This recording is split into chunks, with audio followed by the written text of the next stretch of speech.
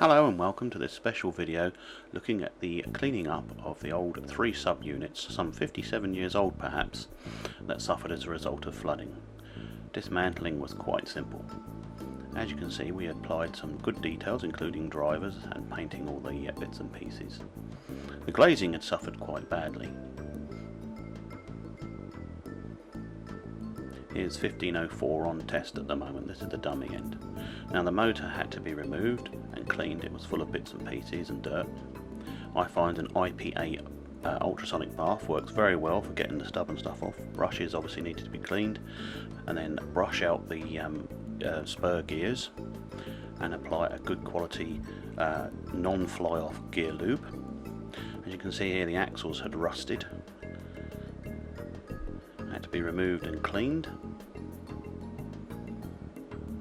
The glazing had suffered badly, as I said. This had to be cleaned with mild fairy liquid. This is a dummy end unit made from an original motor end which had worn badly, and so it was stripped out and used just for the dummy end. Rust on the wheels where they'd been turned. I used a cocktail stick not only for the commutator but to clean the worms. And then the all-important bearing housings. These wear and make these motor bogies useless, so it's very important to keep them lubricated. Here's the motor on test now. All running quite smoothly, drawing around about 400 milliamps. Comparison photo now, the new Hornby 2-bill over on the left.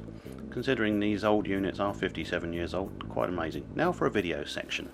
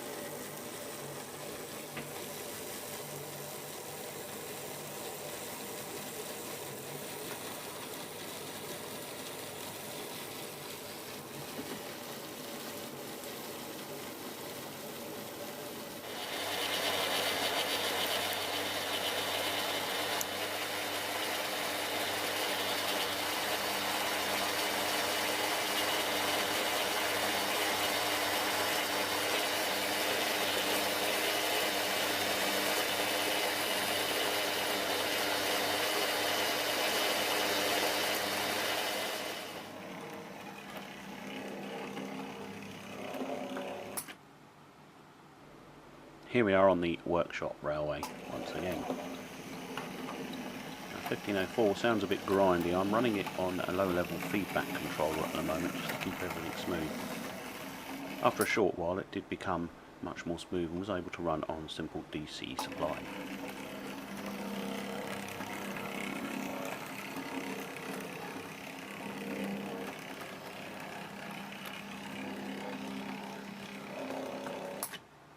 The clicking you hear is an auto shuttle circuit board working.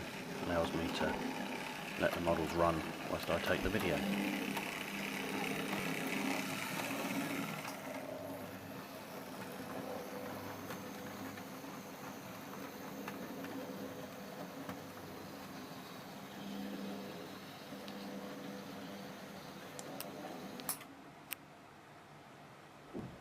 Now, despite being one of the oldest, 1498 here, gave a very good account of itself after being cleaned up and was running very smoothly. Some of the modifications that we made to these units back in the old days was the removal of the dreadful knurled wheels that used to come with the Triang ones, and they were replaced by the Hornby DMU wheels that uses the same mechanism.